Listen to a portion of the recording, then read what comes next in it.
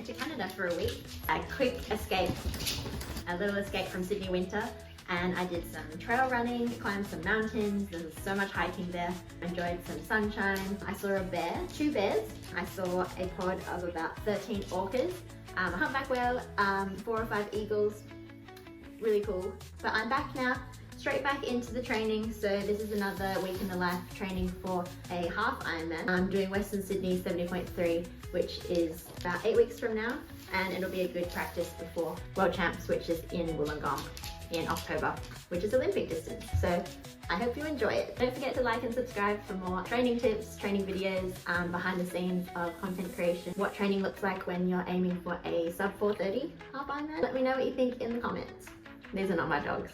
Good morning, it is Monday morning and I'm starting the week on Rouvy, which is a new app that I just got. Rouvy reached out and offered me a subscription, so naturally I thought I'd try it out. I've heard pretty good things about it in terms of practicing real life courses, and they actually take real footage, so it's so lifelike. It's pretty cool. So yeah, I am actually self-coaching at the moment. Thought I would go off program for a little bit, do my own training, because I'm moving to the east in a month, so looking to join a new group, new tri club, new coach, new training squads, new life. So until then, I'm just doing my own thing. So right now I'm doing a workout that I found on Rouvy, and I'm watching Rachel Doll's YouTube channel. I don't know how she pumps these out so quickly. Honestly, the editing takes forever. I've just finished work and I'm off to the pool for a swim. This is a little bit of an unusual set because Dan from Specialist Swimming actually reached out a few weeks ago and offered me some free swim technique analysis. Technique is such a big thing in swimming, so I thought, why not? So I sent him some videos of me swimming and he provided 4 17-minute videos of analysis. Super thorough. So he provided me with some pointers. Mainly I need to increase the duration of the pool phase, the second half of the pool phase. It feels like I'm going really slowly now, but it actually gives me more time to rotate, and I've been told by another coach that I don't rotate enough. So that's what I'm working on at the moment. So I sent him some videos after he gave me the first pointers, and then he said that it improved quite a bit, so I'm going to insert something. Now, having a look at your technique and the feedback that you gave, it's looking way better. You've nailed it straight away. Now, I just want to clarify one thing that you spoke about in your email first. You said that you've been focusing on this back end of the pool phase, so extending towards the surface of the water for a longer duration. You said you've been trying to extend the arm, but without making the arm straight. Now, it's important to note that your goal is from halfway through the pool is that from this point here, you are looking to make the arm straight. This back end of the pool phase is about finding an extension so that by the time your arm hits the surface of the water, it's extended.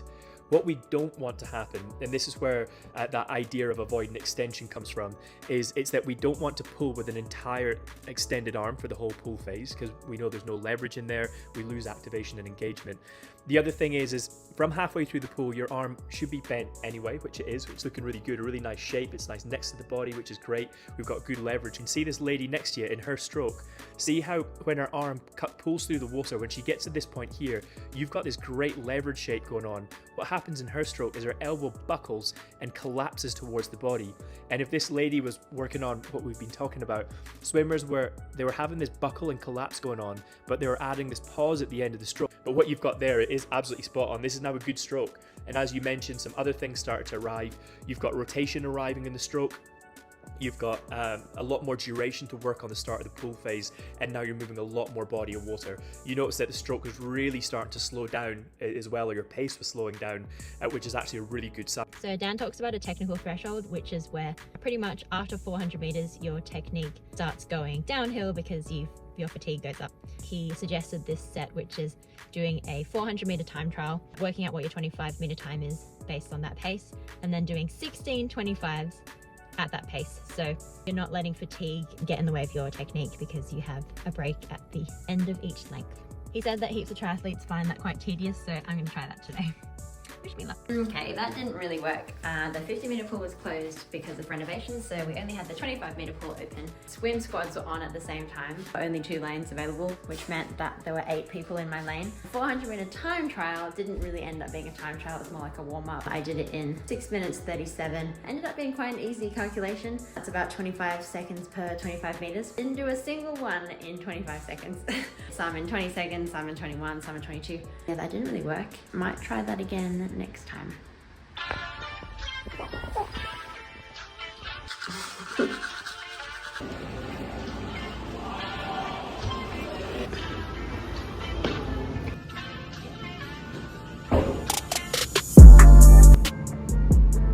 Last melon.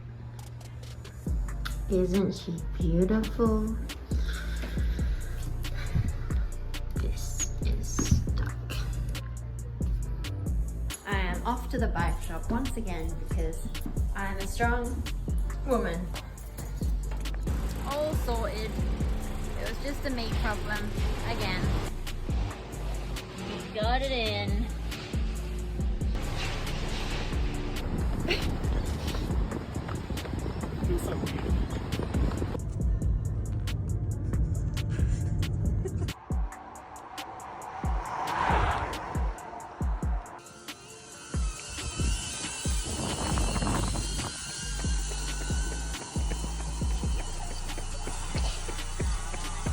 $7,000.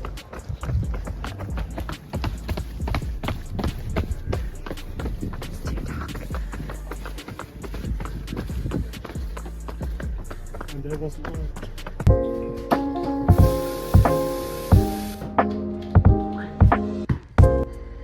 How does best to go?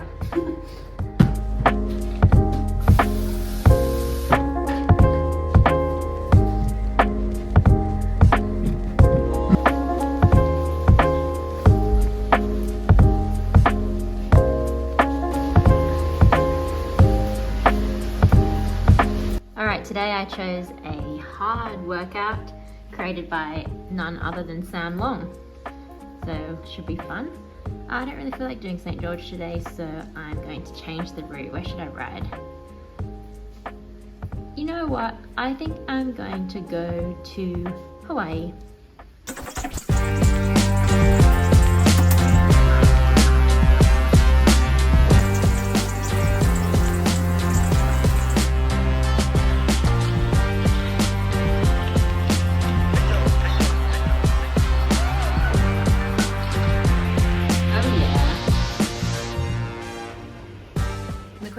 Should I or should I not do a run off the bike today? Because it's raining and it looks horrible.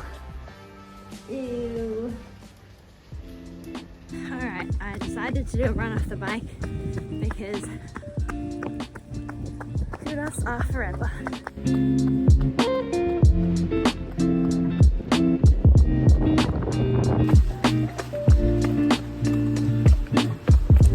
I quite like running in the rain. Something therapeutic about it. Same with swimming. Don't really get the same feeling with cycling though. That's just miserable.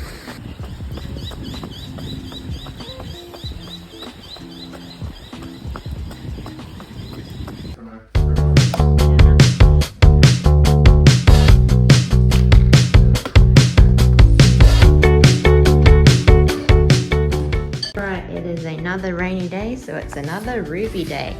I've got my next YouTube watch on the left, and today I'm picking up-down intervals. So this is, I guess, kind of like over-unders.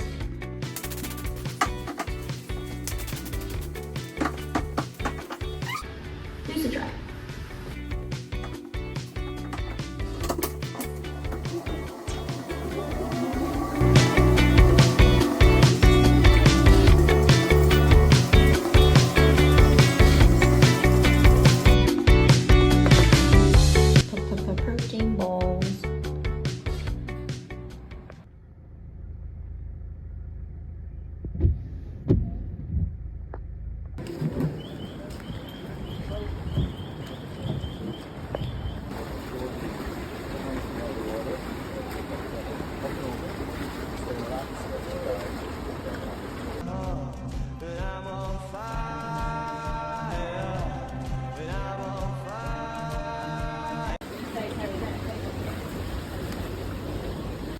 morning. I just got home from swim squads because it's Friday, and to be honest, I was pretty excited to wake up and not have to do a trainer set because I've already done that 3 times this week. I set my alarm for 5:10 and my body decided to wake up at 3:30. So I'm on my 3rd coffee of the day. Yes, it's from 7-Eleven, don't judge me, girls gotta say. If you're based in the eastern suburbs of Sydney and you're looking for a swim squad, you should definitely consider Phil's squad. His company's called Connect to Perform, that's the number 2. He does Wednesday nights and Friday mornings. Friday's more endurance focused, but a big emphasis on technique. So if you're looking to improve your technique, you should definitely come along. It's also very social and we get coffee afterwards. I guess message everyone on Instagram. Yeah, speaking of Instagram actually, a lady came up to me in the swim change rooms. She looked kind of nervous and excited at the same time. I thought she wanted to use the hairdryers. She was like, oh my God, you're my Instagram idol. Which was flattering, very sweet. So yeah, we had a little chat. And then on the weekend, I went to Aquatic Center with my friend who works there, and the receptionist said that she follows me on Instagram too. It actually happens quite a bit, but I'm just a regular girl trying to get a training done. It's been raining non-stop this week. I guess I'll be running in the rain. I've also organized a run tomorrow with Ashley, who's a Rapha ambassador, and none other than Josh Kwan, the YouTube sensation. Excited. Got all the footage. Here's Josh giving me YouTube tips. Josh is not on a bike. What? I know. This is extremely rare footage. Josh and Ashley are training for Sydney Marathon, which is next month. Yeah, it's actually on the 30th of March. 31st? Yeah. Oh my gosh.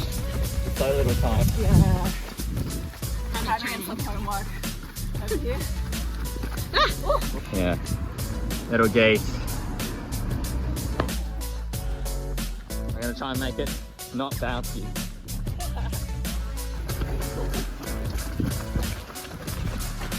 Hopefully I'm doing a good job. I feel like it's stable, but then we'll see. Look, I'm getting the behind the scenes.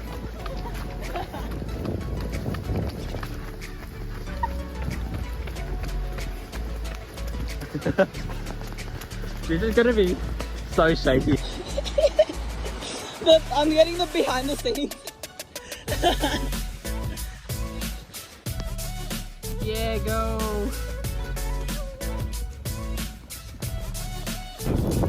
Dog's taking me for a walk. My God, she's strong. Ah!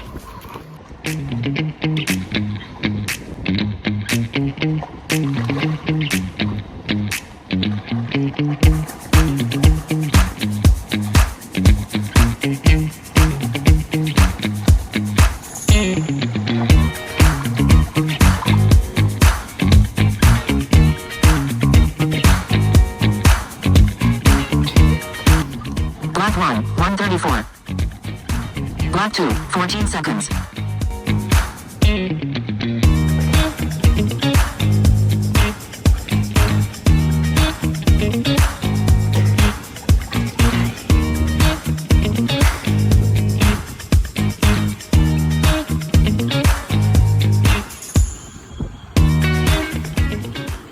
Good morning, it is Sunday and it's been a while since I've installed a quick release skewer, so not gonna lie, I had to use ChatGPT to help me out, but I did it. I'm currently dog sitting and the bike trainer that my friend owns is quick release and my bike is through axle, so he kindly let me borrow his bike, Specialized Shiv. What a look.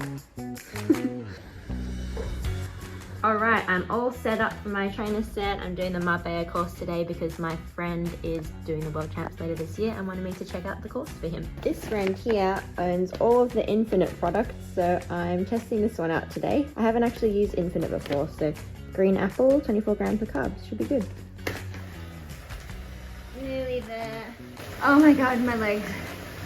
This course is hilly and I ran out of water in the last 5K, but you can't just stop in a race, so I kept going. Bike was too big for me, but we got it done. Yay!